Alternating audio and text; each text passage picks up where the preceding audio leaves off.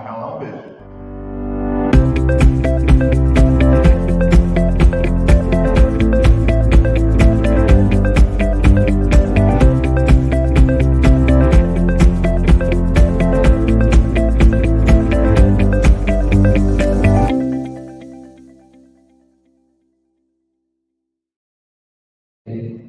Bom dia a todos e todos. Meu nome é Rafael Reis, eu sou coordenador do Instituto Cultural e Social do Setor. Queria saudar a todos que estão acompanhando pela transmissão ao vivo do YouTube, tanto da UNABITAR quanto do setor. É uma gratidão, a gente tem uma gratidão imensa. Pela terceira vez consecutiva, estamos construindo, junto com a UNABITAR, mais um evento em comemoração ao Outubro Urbano.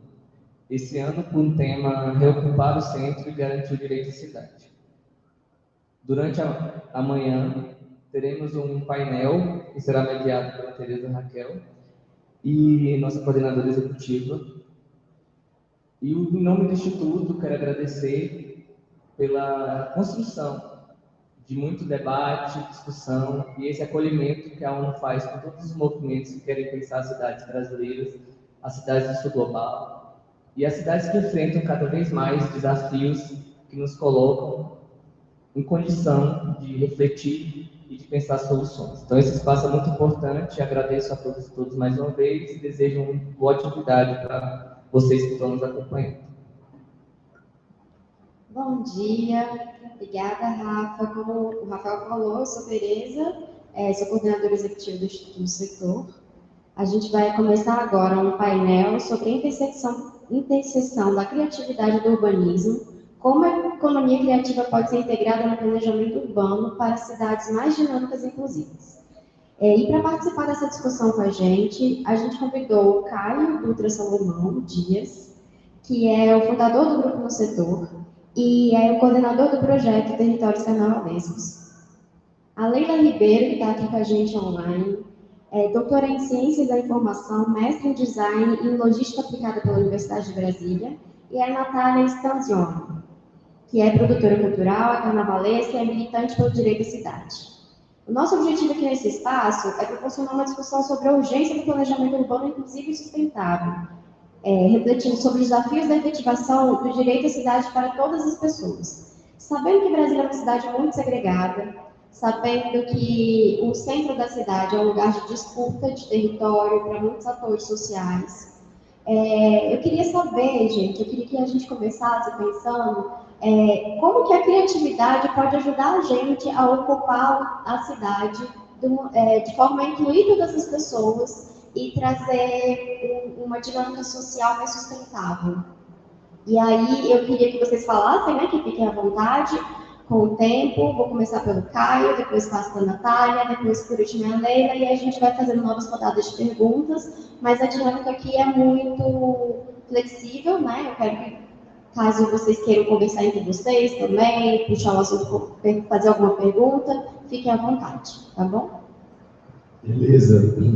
Antes de tudo, eu queria agradecer o convite, agradecer por estar fazendo essa composição. Eu acho que essa conexão, né, com a UNABITAR é extremamente importante para dar, né, para consolidar o trabalho que a gente já vem fazendo aqui no centro de Brasília, para trazer agentes, né, que compactuam com uma visão, com um modelo de cidade que a gente acredita também, e aumentar, né, potencializar esse vínculo que a gente tem com os agentes.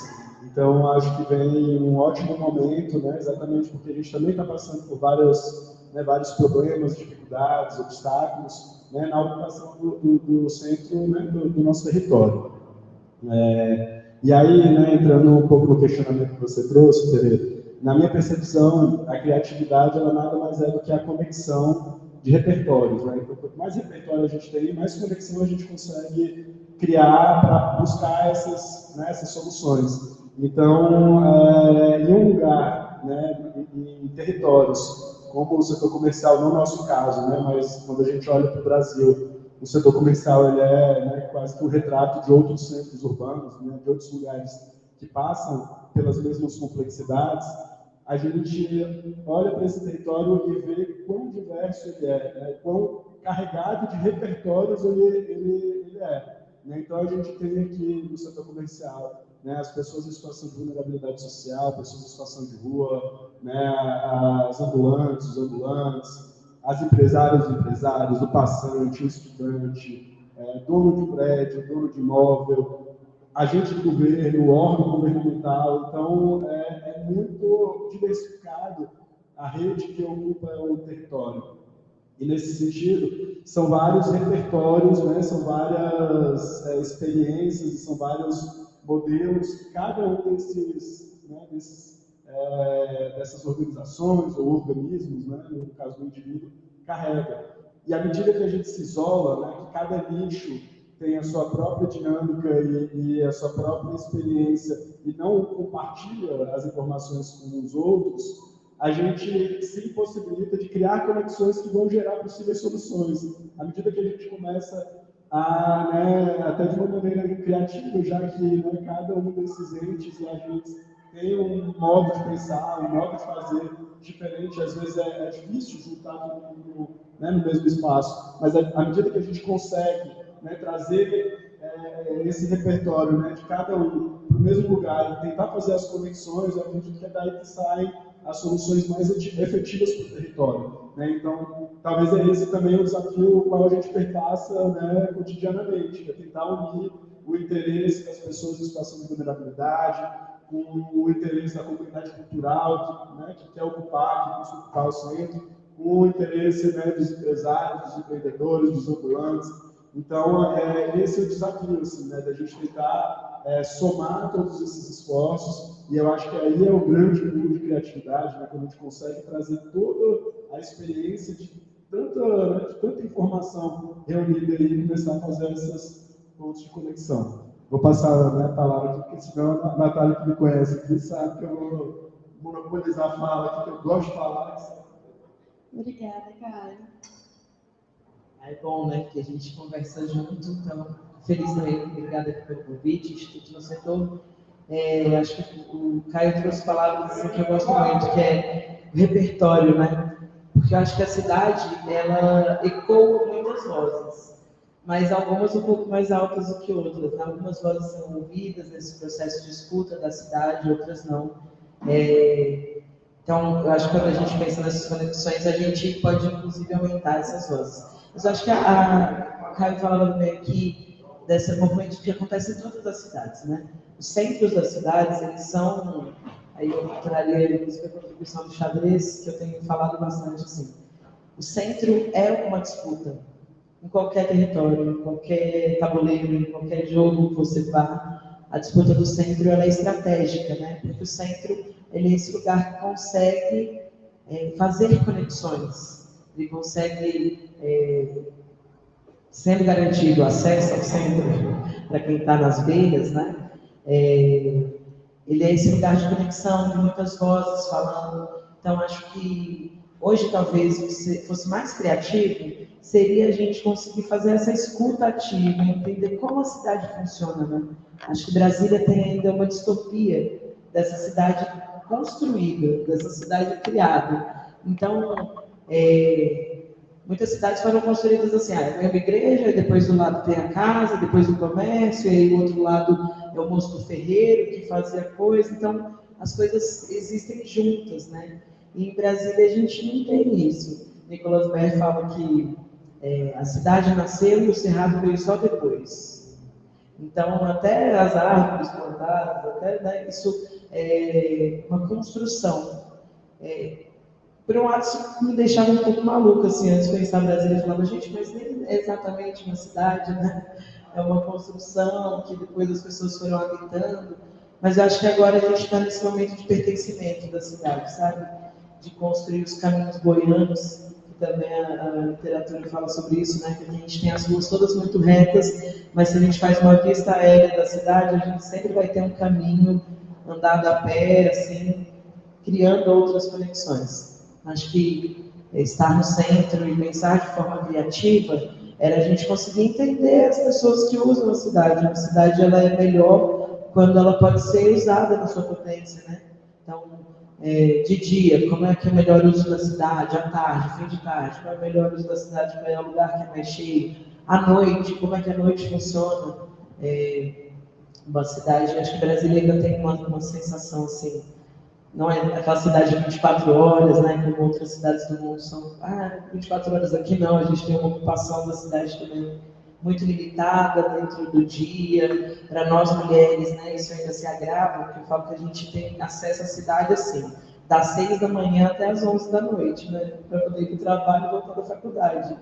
Mas à noite é um horário noturno negado também, né, aos corpos de mulheres. Então, acho que ser criativo hoje é a gente olhar e falar, como é que usa mesmo essa cidade? Como é que ela funciona, né? Independente se é o setor de diversões, o setor cultural, o setor hospitalar, mas mais coisas, vamos achar esses caminhos goianos, né, de conexão entre esses setores e viver essa cidade que está se reivindicando. Perfeito.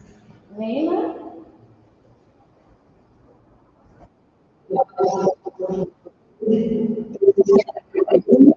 Conseguimos sim. Tá ótimo.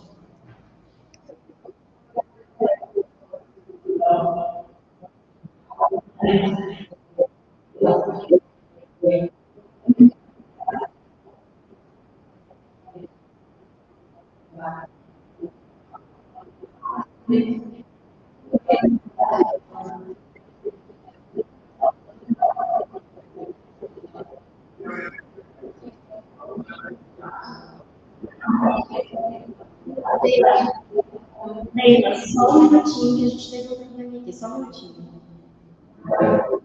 Aí fala para ela para ela repetir, por favor, que eu não falei começando. Leila, eu vou te pedir desculpas, mas a gente teve um probleminha. Tem como você começar tudo de novo? Pode ser?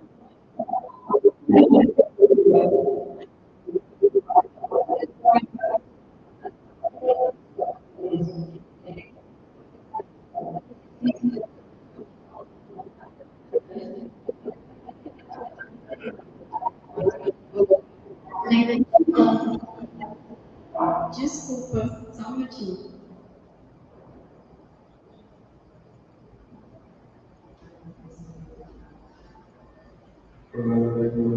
Ninguém sabe. Tá pegando fogo ali dentro, todo mundo sabe que tá pegando.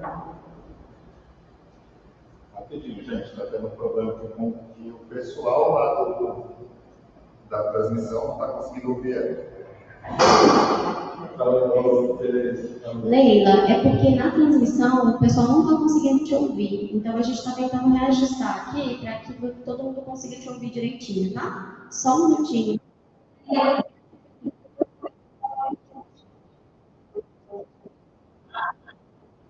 Ótimo, então tá bom. A gente vai seguindo aqui. Assim que reajustar ali, eu te chamo de novo, tá bom? Obrigada, viu?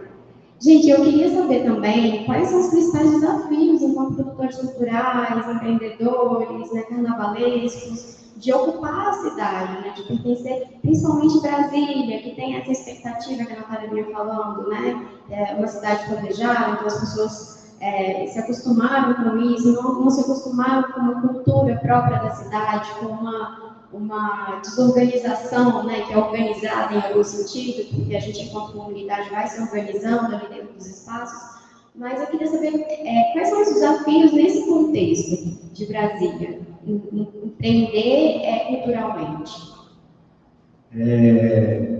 Cara, Tereza, tem uma perspectiva que remonta aí, né, especificamente de Brasília, né? Eu acho que ela até se aplica em alguma medida para outros lugares, mas Brasília, assim, né, na minha cabeça, com base no que eu escutei, inclusive, da Letícia Viana, que é uma socióloga, né? Ela trabalhou no IFAM durante muito tempo, e ela veio para Brasília em 59.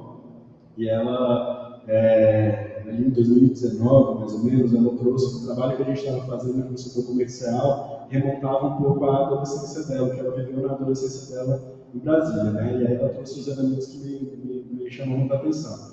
Ela coloca que Brasília, como, né, uma cidade nova, e como veio, né, uma transferência de capital ela começou assim com alguma falta de regulação, de legislação, né? Isso a gente foi criando com o tempo.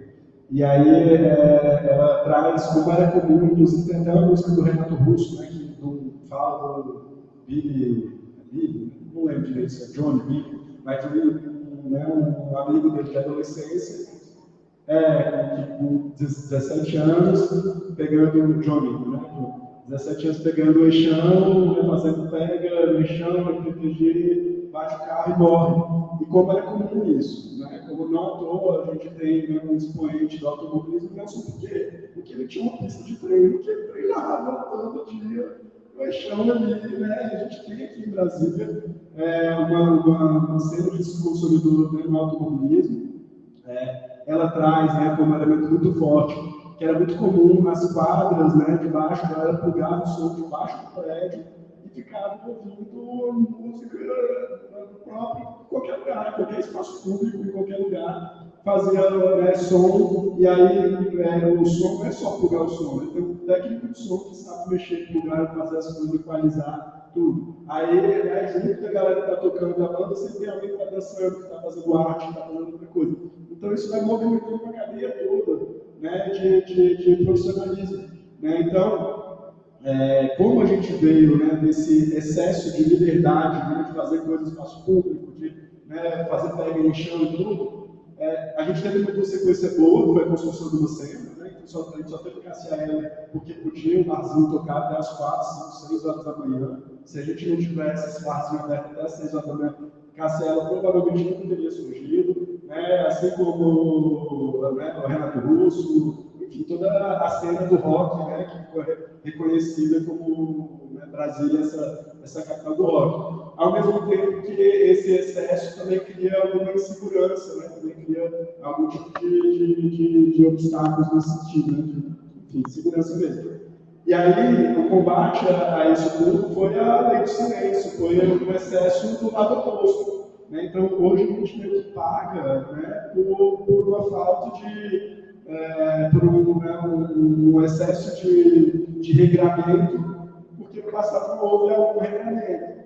Então, hoje a cultura em Brasília é muito sufocada, não à toa, né, a maior parte dos agentes culturais, né, que começam a ter uma carreira reconhecida vão para São Paulo, para Rio de Janeiro, para outros lugares que eles conseguem ter um campo um pouco mais aberto. A gente está passando por um momento, e eu acho que é um momento muito estratégico, que a gente tem cada vez mais os nossos assumindo poder, né? A gente tem o deputado Fábio Félix, que fortalece, apoia, que está disposto, né, a discutir lei do silêncio, lei dos eventos, né? A gente tem o próprio Leandro Braz, né, no IFAM, hoje o presidente do IFAM, discutindo patrimônio imaterial, patrimônio material, né, trazendo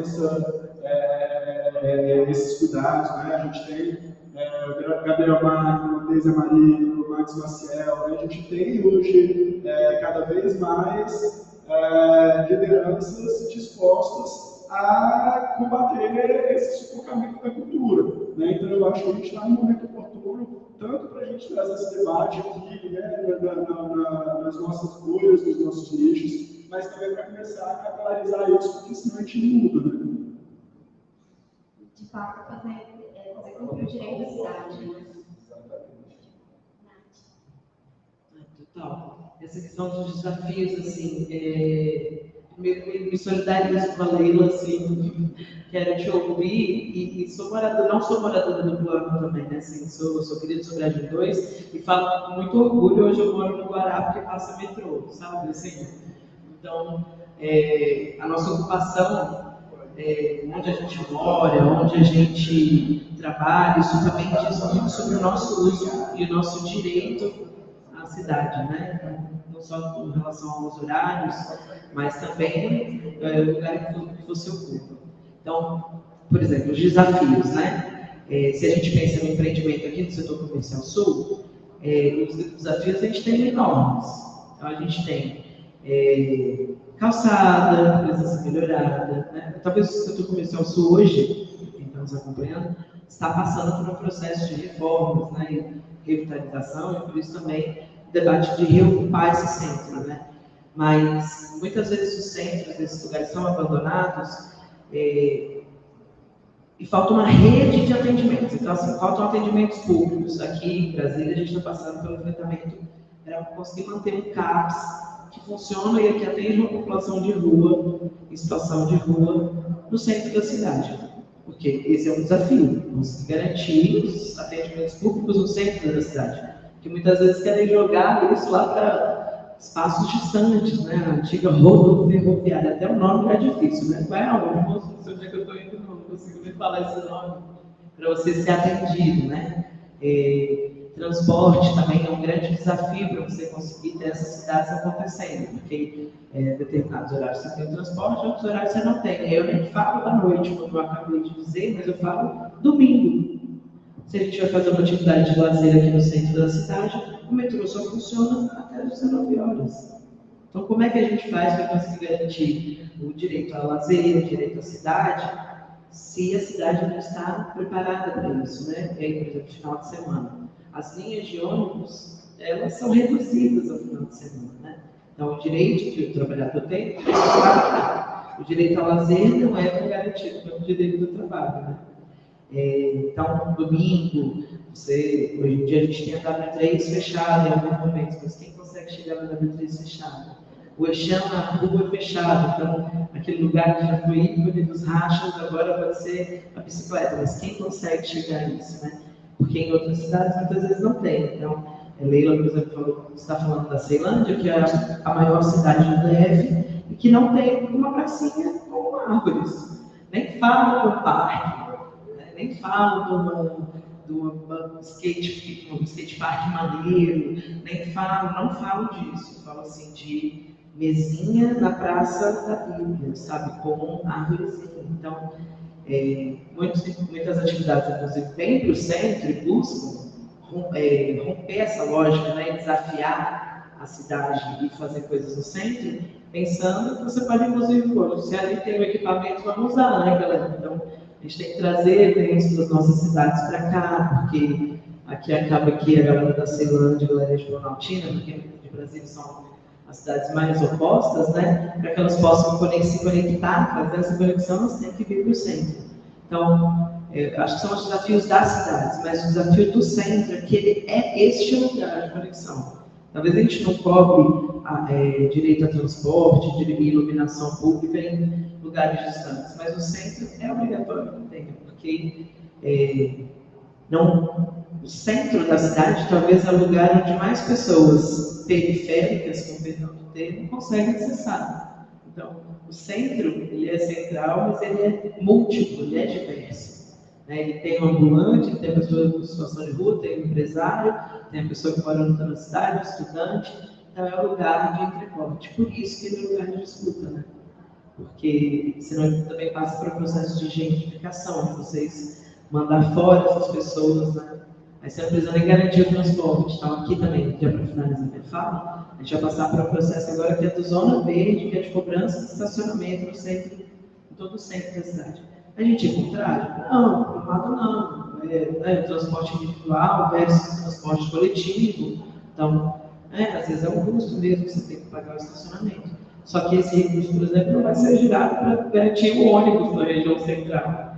Né? Então, acho que os desafios dos centros hoje é conseguir ser um lugar amistoso para esse lugar de diversidade. Né? Então, tem que ter calçada larga para que uma pessoa cadeirante possa andar naquele lugar. Ele tem que ter luz para que uma pessoa possa usar. Então, são tantos desafios, mas se a gente partisse dessa construção popular, talvez a gente conseguisse fazer uma coisa que o setor tem feito há muito tempo, que é entender o território, mapear quem são os empresários, quem são as pessoas que frequentam, e o poder público ouvisse, né, essa construção popular, eu acho que a gente avançaria muito. São desafios, mas eu garanto que todos eles têm condição, se a gente fizer uma escuta com quem ouve, com quem disputa aquele território, né, com quem está ali naquele território. Então, o centro tem que se preparar, porque a gente não está aqui só pela Asa Norte e Asa Sul, né? No centro estão todas as cidades, tá? Todo o melhor e, às vezes, o pior também. Obrigada, Natália. A gente consegue ouvir a Leila agora, Sérgio? Oi? A gente consegue ouvir a Leila agora? Pede para ela falar que acho que sim. Tá. Mas eu queria só ressaltar que muito importante essa fala também, né? A gente pensar que nesses lugares mais periféricos a gente tem pouquíssima regulação do Estado e aqui no meio de Brasília, no centro, a gente tem um exagero às vezes, né? De uma regulação que impede que a gente ocupe os espaços também, né? Então a gente precisa começar a deixar isso um pouco mais equilibrado, né? De alguma forma. Leila, vamos lá, a gente consegue ouvir você agora? Fala um pouquinho para a gente ver. Vamos tentar, gente. Vocês estão conseguindo me ouvir? Então, A gente aqui tá, o pessoal tá lá também, Esther, viu? Agora tá, agora vai. Toda sua, Leila. Olha, eu vou ficar escutando sanduíche, ishi, ishi. Eu estava escutando vocês aqui, viu?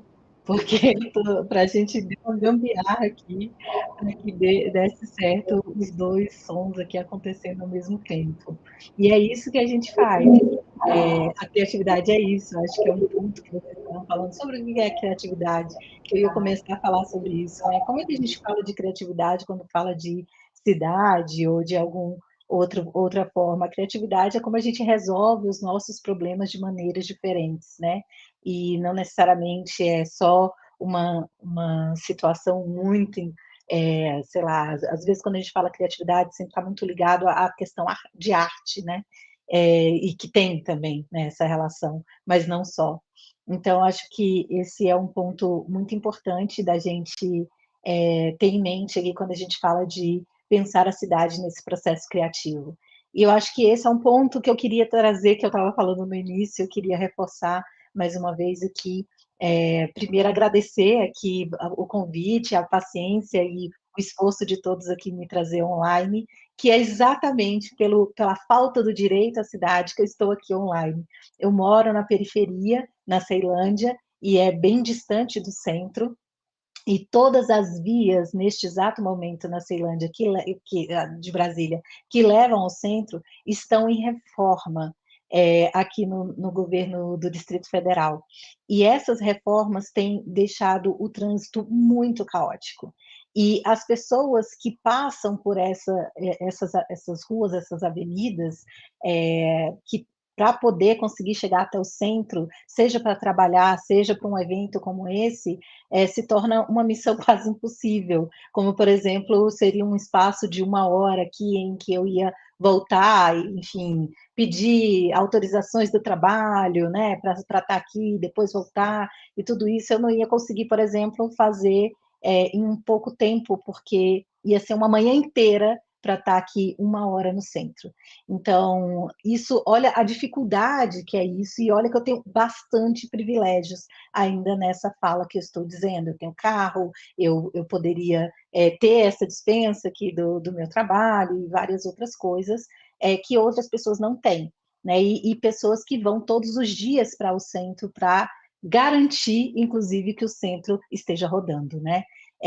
Que são as pessoas da periferia. Então, falando tudo isso, colocando toda essa perspectiva, é para dizer o quanto essa questão da criatividade ela está permeada o dia inteiro, o tempo inteiro, na vida também de quem trabalha na periferia e precisa alcançar ali o centro, né? E como o centro também tem essa perspectiva do não acolhimento de quem é de fora, né, de ter essa sensação desde o início da sua cidade, né, da construção. É bem interessante as pessoas que vêm de fora, né, que olham a cidade, tudo é muito artificial, tudo é muito construído, e é muito engraçado a gente ouvir isso, porque a gente tem um senso de pertencimento muito grande a essa construção, né, então, por outras razões, né, então, o meu pai, por exemplo, ele é um pioneiro da cidade, ele construiu Brasília, mas assim que ela terminou, ele foi expulso desse centro, né? Então, esse centro sempre tem essa característica de dualidade para mim, por exemplo, né, que mora aqui na periferia. Eu tenho tanto ali a questão de Brasília, olha que lindo, que pertenço, né, que é construída, que é bonita, que tem a catedral, que é aquela coisa toda, arquitetura Oscar Niemeyer e tal, mas, ao mesmo tempo, eu tenho a desconexão sabe, afetiva mesmo, me desconectaram daí, expulsaram minha família, sabe, isso para quem tem isso nesse sentimento que de alguma forma permeia a gente, é doloroso, né, quando a gente olha para o centro e entende. Por isso que as questões, por exemplo, artísticas, como o carnaval, né, que o meu setor sempre faz, e eu amo, é justamente que parece que é o momento em que eu falo, ai, aqui eu me pertenço, olha só, aqui eu consigo me encaixar, achei os meus, sabe? E é esse lugar do criativo, da arte, da cultura, como ela fortalece esse lugar para que seja uma conexão. Então, até colocando aqui sobre a minha área, né, que é a área de design também, além da ciência da informação, é, a área de design tem uma área muito voltada aqui dentro da UNB, com a professora doutora Daniela Garrossini, que fala bastante sobre as cidades imaginadas, e ela tem um trabalho de pesquisa voltado exatamente aqui para Brasília, que é um trabalho que nasce ali na metodologia do Armando Silva, que é um colombiano, que faz essa metodologia olhando para cidades, exatamente trazendo essa diferença em que você tem a cidade que é projetada e que é mostrada ali nas mídias, e a cidade que é vivenciada pelas pessoas, que vai muito além de uma razão e leva a essa emoção. Então, tudo isso que eu contei aqui nesse início desse disclaimer, isso me faz imaginar essa cidade. Isso me faz criar esse imaginário sobre o que é a cidade para mim. Então, essas construções que tem, elas têm um lugar em que elas se colocam ali como algo que foi feito para, mas a apropriação disso vai muito além daquela razão daquele equipamento público, por exemplo. Ele vai para um outro lugar, ele vai para esse lugar também do afetivo. Então, falando até eu estou falando tudo de uma vez aqui, porque eu não sei como é que vai ser o som depois, mas eu já vou passar a palavra de volta, que são ações de pesquisa que acontecem, e a gente precisa trazer isso também para o dia a dia. Como é que a gente traz essas pesquisas para cá, para a vida real, e a gente usa essas evidências de pesquisa para a gente melhorar esses nossos diálogos, essas nossas construções imaginadas da cidade, né? Então, acho que esse é um ponto muito importante. Alguns anos atrás, pré-pandemia, a gente aqui juntou, a empresa chama Sala, a Sala se junto com tinha um coworking aqui antigamente, que se chamava Copiloto, não tem mais, da Elo, e ainda um outro grupo, que é o NOUS, os três se juntaram ali, um grupo grande, a gente também fez aí umas parcerias também com a galera do No Setor, e a gente levou uma experimentação, que era com base na pesquisa, por exemplo, que eu estava fazendo na época, em que a gente mostrava essa cidade também educadora, como é que a gente pode transformar essa cidade, por meio da educação, por meio da aprendizagem que a cidade pode nos proporcionar, a fazer um novo conceito dessa cidade para nós. Então, a gente juntou periferia, centro, e começou a fazer essa troca que envolvia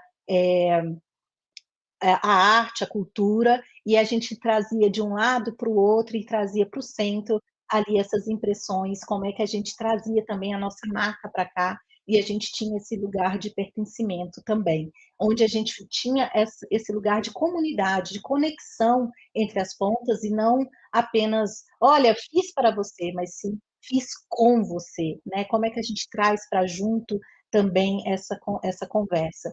E se chamava Que Viagem Véi, era o nome do programa que a gente fez. Foi só foi pré-pandemia, mas foi uma coisa muito forte, muito poderosa. Eu acho que isso responde muito à questão de como a gente pensa o processo criativo, usando arte, cultura, para trazer esse novo imaginário para as pessoas que se sentem ali também desconectadas desse centro, e isso pode criar mais potência para a gente ter força ali nessas disputas, como foi falado ali do centro, e que a gente tenha mais pessoas se sentindo também parte do centro, porque, como a Tereza falou ali, Tereza, não sei se eu falei certo, desculpa, como que a gente junta todo mundo aqui no centro, porque o centro pertence a todos, no fim das contas, numa cidade, né? Então, como é que a gente também faz esse pertencimento acontecer por meio desse novo imaginário que a gente pode criar juntos? É isso. Obrigada, gente. Desculpa aí o tanto de tempo que eu levei. Não, perfeito, Helena, muito bom. É sempre bom a gente saber mais sobre a experiência dos usuários da cidade, né? E como é importante a inclusão mesmo dessas pessoas na elaboração, no projeto, né? Porque a gente sente isso aqui no setor comercial sul, né? A reforma foi projetada, mas agora a gente tem que dar novos significados para os espaços que já existiam, que já tinham significado, porque ela foi projetada dentro de um outro espaço, de um outro contexto, que não era o contexto de vivência, né? Do setor comercial sul, né? Então, agora é um novo momento, agora a gente está tentando ressignificar, dar novos significados aos espaços que foram construídos aqui dentro do setor comercial sul. Gente, por último, eu só queria saber de vocês como que vocês acham que essa criatividade pode ajudar no desenvolvimento das cidades, né? Essa perspectiva da cultura, da economia criativa, como que isso pode ajudar no desenvolvimento das cidades? Legal, Tere. Que bom que a gente conseguiu resolver o problema aí, que ela trouxe, que é sempre muito bom ver a Leila, ela tem experiências incríveis e é muito bom compartilhar, obrigado por ela. E sim, eu acho que tem um próprio caso aqui no setor comercial sul que traz, né, essa resolução de uma maneira criativa, né? A gente tem uma praça ali, a Praça do Povo, né, que por anos e anos ela estava completamente abandonada, completamente desgastada, né? Eu acho que não, pode continuar. Eu acho que ela pode continuar. Então a gente tem essa praça, né, que estava abandonada por muito tempo, né? Estava bem desgastada. E de uma maneira bem criativa, né, um arquiteto que fez, inclusive, a construção da praça, além de arquiteto urbanista, ele é skatista e ele é DJ. Então, daí você já vê que tem, de fato, um repertório, né, de outras áreas, de outros significados, e que ele usou desse repertório dele para reformar a praça. Né? Então, essa praça ela tem uma geolocalização do setor comercial sul, que em 2007, mais ou menos, até 2007, todo mundo era obrigado a passar pela praça para seguir reto, né, da Galeria dos Estados até a Leonardo 3. Então era um caminho que todo mundo tinha que fazer uma curva e passar pela praça. E aí, na construção do metrô, houve um lobby político ali para cortar esse caminho, para, ao invés de dar essa curva e passar pela praça, seguir reto. Então construíram uma passarela entre dois prédios, né, que antes eram vão, por isso as pessoas tinham que dar uma curva, e aí as pessoas começaram a passar reto.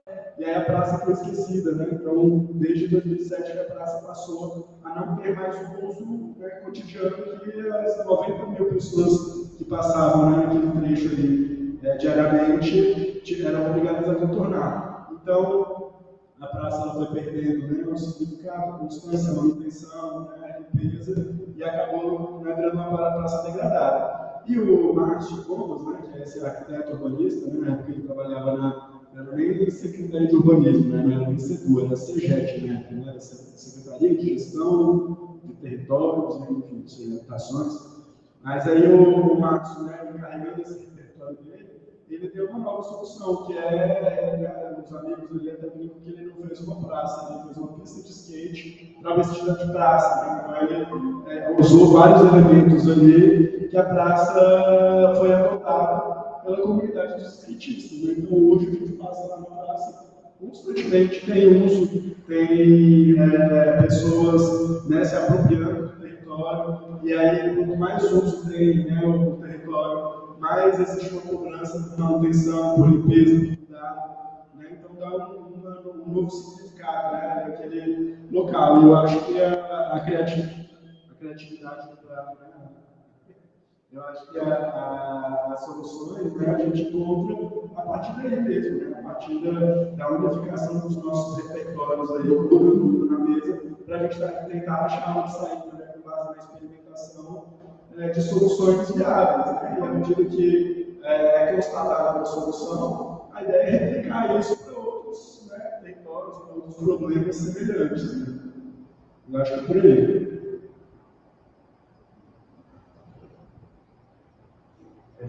Obrigada, cara. É importante a gente ver exatamente isso, né? Como que a ocupação é que vai fazendo a cidade ter esse processo de manutenção, de utilidade, né? A gente, enquanto usuário, que vai dando utilidade para os espaços, né? A pergunta, Nath, era sobre como que uma criatividade, né, economia criativa pode trazer desenvolvimento para a cidade, né? Fazer a cidade se desenvolver como um todo. Eu acho que tem várias formas de crescimento aí, né? Tanto do ponto de vista estrutural, do beneficiamento, né, desse mobiliário urbano, você criar uma praça, você já pode ficar inclusive, mudar a cultura daquele lugar. Se você abre uma casa de cultura no lugar, você vai ter um atrativo, vai ter um pouco de frequentando. Mas eu acho que também é muito entender que a criatividade, a cultura, isso gera renda. Porque muitas vezes parece que o setor cultural está sempre olhando para a cidade falando: nossa, por favor, deixa eu preciso muito assim, trabalhar, né? Eu tenho um bar, eu preciso muito ficar aberto, assim, a gente tem que me permitir poder ficar mais do que as 10 horas. Só que eu acho que a gente precisa muito, e talvez esse olhar se ampliando, né, com os organismos internacionais, dos estados, da rede, que você tem firmado, né, entender a cidade do ponto de vista não só localizado na nossa cidade, mas uma visão cidade ampla, a gente consegue entender que isso gera renda. Os setores de cultura, de bar, gastronomia, setor hoteleiro, setor que envolve turismo, que envolve todos esses agentes, isso gera emprego, né? Isso gera renda. Então, a cidade, quando a gente pensa como a inovação consegue contribuir para o desenvolvimento da cidade, a gente consegue ter os principais PIBs, né? O muito maior renda dos setores é do setor cultural, acima que a indústria automobilística. E se a gente pensa quantas políticas você tem hoje para a indústria automobilística, né? Isenção de quantas taxas, um apoio de bancos internacionais para quantas coisas. Já a cultura, esse setor da noite, né? O mundo da noite, por exemplo, não só da noite, eventos, essas áreas de criatividade, isso gera muita coisa. Acho que a gente precisa ampliar esse olhar, né? Por exemplo, aqui no DF, há pouco tempo mudou-se a Secretaria de Cultura para a Secretaria de Economia Criativa. Eu acho que a gente ainda precisa conseguir dimensionar tudo isso que é esse setor de criatividade, né? Porque acho que ela traz beneficiamento direto. Porque eu gostei muito do que a Helena trouxe da criatividade, é como você pensa em resolver problemas de forma diversas. Então, me envolve a criatividade, mas a gente pega a criatividade para a gente não reinventar a roda, né? A gente quer contribuir para a construção das políticas públicas. Então, acho que uma cidade que funciona melhor, ela é mais vivida, ela é mais pensada, você tem mais empreendimentos diferentes da próxima. Aí vou colocar aqui um caso do Eixão, né? Não posso dizer que ele é tão fácil assim de acesso, mas que, enfim, com alguma busca você consegue chegar no Eixão. E o que a gente vê que é um lugar que não poderia ser para você andar de bicicleta, andar de gatinho, jogar bola, mas que atrai, vamos poder falar, vamos fechar essa rua, vamos pensar essa ocupação desse espaço. Okay. Pode falar. Não, eu estou sabendo porque ele é mais novo. Eu estou tentando resolver o problema. Vocês estão me ouvindo? Agora voltou. Eu já falo alto, falei, gente, isso vai passar. Então, esse caso ele deixa. Pronto, pode falar. Tudo bem, gente. É ao vivo, ao vivo. Oi, Brasil. Quando a gente pega, toda vez me reportando também, né? O Eixão é uma via, a principal via de alta velocidade de Brasília. Ela entrecorta toda a cidade e é uma via de 80 km por hora, então é uma via violenta, né? Inclusive os pedestres não passam por cima da via, foram construídas passagens subterrâneas para que as pessoas tenham acesso, então já é uma questão também para nós mulheres, você tem que descer e tal, mas enfim, no domingo, essa grande via perigosa é fechada E ao longo dos últimos, talvez, 5 anos, não pense pegar assim, até pós-pandemia, nem vou muito longe, várias coisas passaram a acontecer naquele lugar porque havia fechado. Então, a gente tem o chorinho na 6, aí tem o jazz na 11, aí tem o axé lá na Asa Sul, são áreas aqui, né, em Brasília. Então, o fechamento de uma via, quando a cidade olha e fala, pera, a gente pode usar isso aqui de uma outra forma, a gente pode, de forma criativa, a gente pode pensar em usar a cidade. Hoje você já tem pessoas que têm seus empreendimentos contando que aos domingos vai para vender jantinha, vender pastel, vender sorvete, fazer tatuagem flash, pegar o microfone e fazer música, fazer poesia. Aí a moça do pula-pula, que já abre pula-pula em tudo. Aí o cara do cachorro-quente, o cara do pipoca, o cara do não sei o quê, o cara do Uber. As pessoas que moram ali, que, né, sabem que às 18 horas acaba aquela questão, aquela música, aquilo tudo. Então, uma ação que fechar uma via ao domingo, das 8 às 18, 10 horas de fechamento. Se a gente fizer um estudo de qual é o impacto disso para a cidade, do bem-estar econômico, social, criativo, de tecnologia social, 10 horas de uma via fechada. Então, acho que mais uma vez, assim, acho que o que a gente precisa hoje é de atenção de quem está ali no comando e fazer essa escuta. Porque a cidade, eu tenho certeza que, assim, que a gente, vamos até fazer aqui no setor, aproveitar a potência de vocês, né? Ideias inovadoras para a cidade. Vamos botar um banner no lugar aqui para a galera escrever. O que você sente falta da cidade? Porque eu acho que se os gestores públicos se colocassem para ouvir a cidade, né? Ouvir, entender como é que as pessoas já usam a cidade, surgiriam muitas coisas dali. Vou até falar com o Depan, qual é o impacto aí do lixão do lazer fechado 4 dias, 40 horas por semana, qual é o impacto de trabalho, né, de bem-estar para todo mundo. Obrigada, Nath. Imagina ser ambulante e conseguir ter o mesmo ponto para vender os seus produtos todos os domingos, né? A tranquilidade no peito que dá, você saber que todo domingo você vai ter uma quantidade de vendas ali, né? É muito mais tranquilo. Leila, você conseguiu nos ouvir enquanto a gente estava aqui conversando, deu? Tá, então vou te dar espaço agora de fala também, tá bom? Eu sim. Bom, eu vou ser breve. Teve um pedaço que eu ouvi, teve outro pedaço que eu não ouvi, mas eu acho que é o fechamento agora, então eu vou trazer esse fechamento aqui, pensando um pouquinho aqui em como a gente pode fazer isso funcionar, como pode fazer as coisas acontecerem. Eu acho que, e aí eu sempre vou botar muito essa visão, tanto a visão periférica quanto essa visão também dessa minha área do design, que eu gosto muito, porque é uma área que traz esse pilar que eu acho que funciona muito bem, que são 3 pilares muito importantes.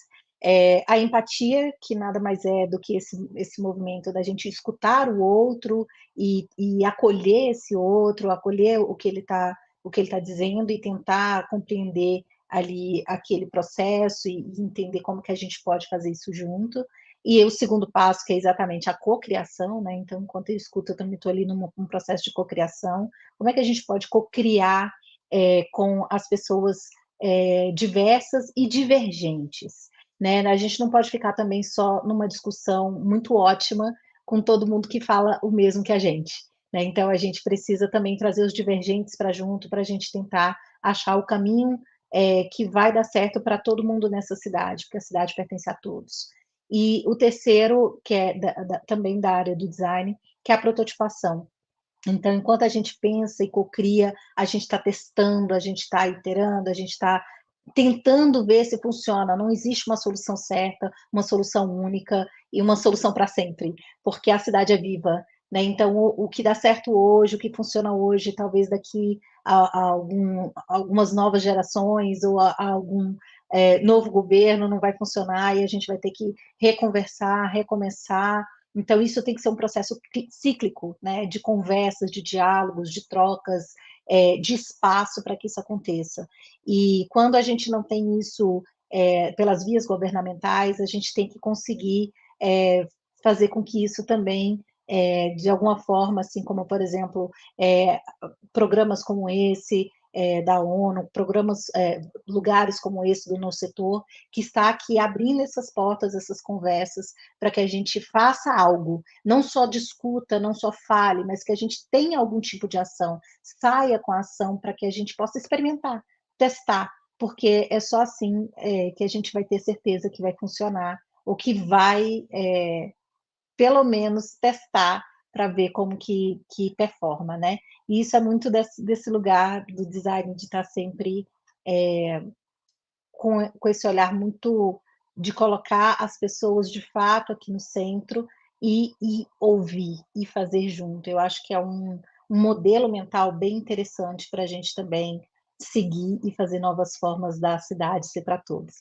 Eu já me despeço por aqui, porque infelizmente eu estou online, mas eu estou online num outro online aqui do lado do meu trabalho, que hoje o trabalho também está aqui no online, e eu tenho que ir, mas eu agradeço demais a discussão, que foi riquíssima.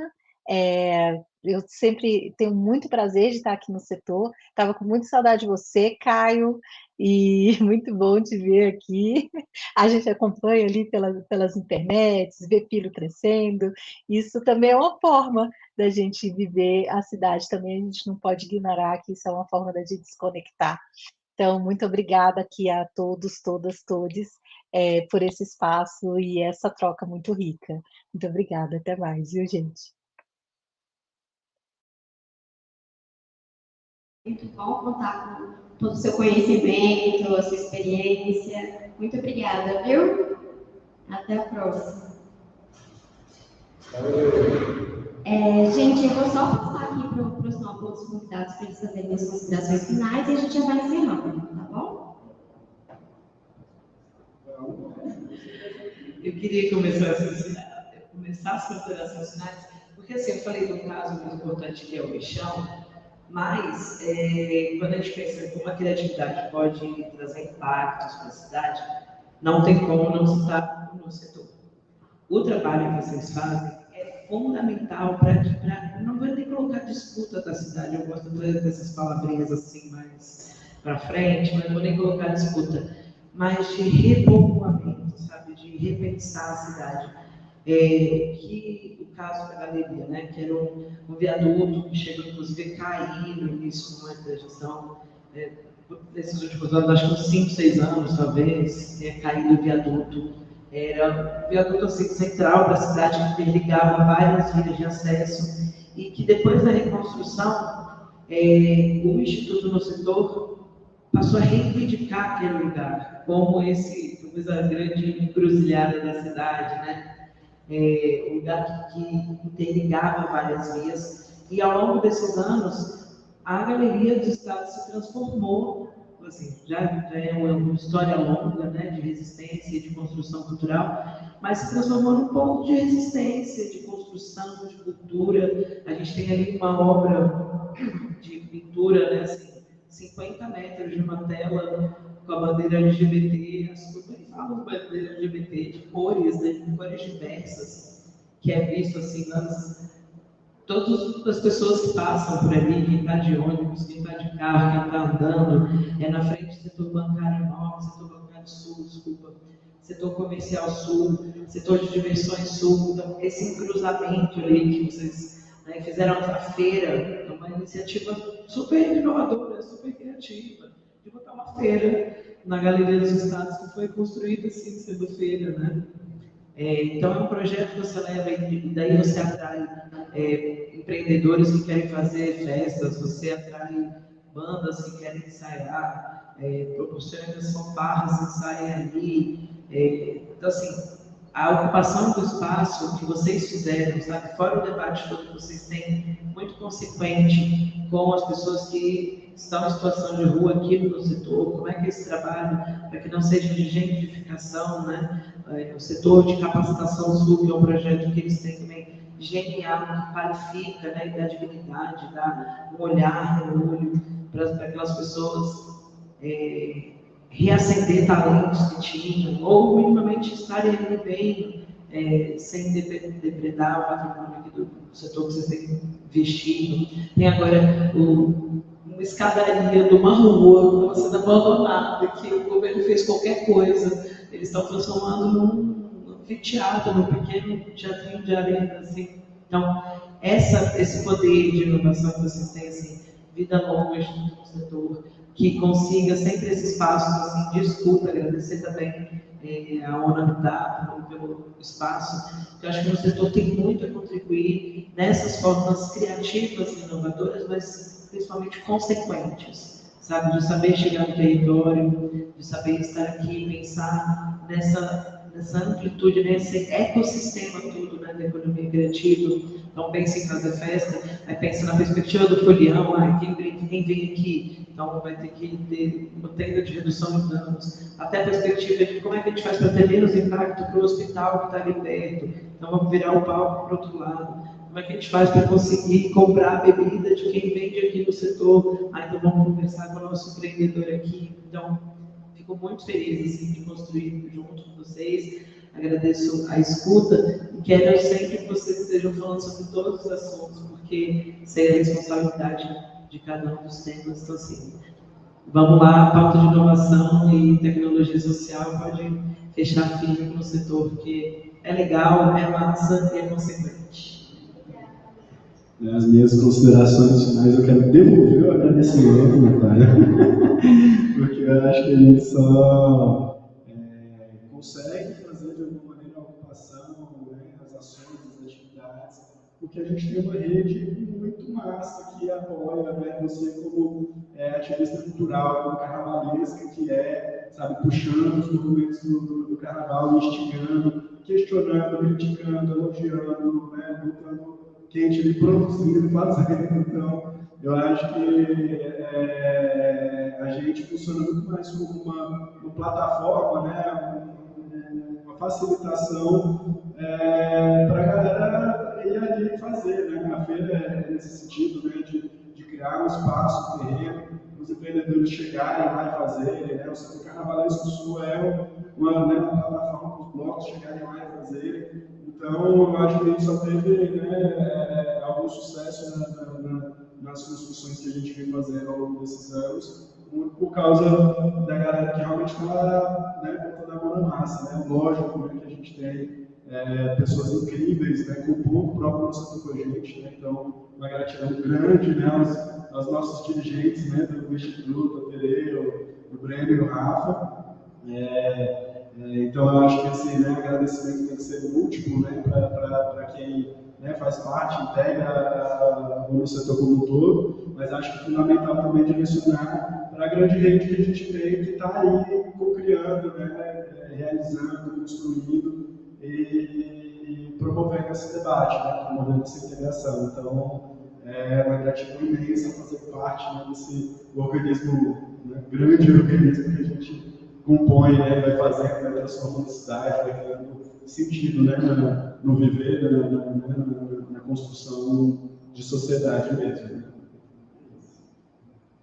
Gente, muito obrigada. Só concluir também fazendo esse agradecimento também a todos os parceiros. A gente, enquanto estudo do setor, está sempre pensando na convivência, E a convivência, ela não diz só da convivência cotidiana, mas a aproximação com outras instituições. A gente só trabalha isso em rede, a gente não transforma o território sozinho, a gente precisa ouvir os usuários, a gente precisa ocupar com as pessoas, Então, assim, a gente nunca ocupa sozinho, Eu e o Caio, o Rafa e o Breno não enxerguemos um espaço, Então, a gente precisa dessas pessoas, desses parceiros, e é exatamente isso, que o Caio falou. Eu agradeço demais os meninos por terem fundado o Instituto do Setor, que realmente trouxeram paixão para esse território, e a todo mundo que trabalha com a gente, O Malu, Tami, Érica, todas as pessoas, os estagiários, que estão aqui com a gente tentando todos os dias se aproximar e transformar o território.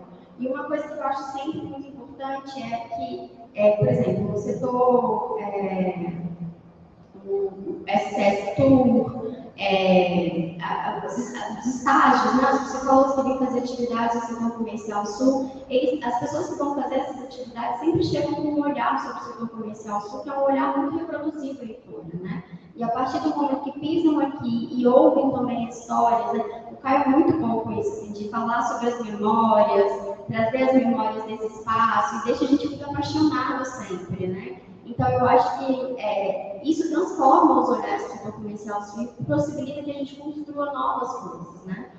Quando a gente tem um olhar estigmatizado e rígido, a gente não consegue fazer nada em cima. Mas a partir do momento que a gente se abre, a gente consegue fazer esse processo de co-construção, de co-criação, de trazer criatividade, pensar em novos formatos e ocupar esse espaço mesmo, né? Gente, eu quero agradecer então a presença de todo mundo. Muito obrigada, Nath, muito obrigada, Caio, muito obrigada, Leila, por ter estado aqui, por ter tentado firmemente permanecer online. E é isso, gente. Muito obrigada.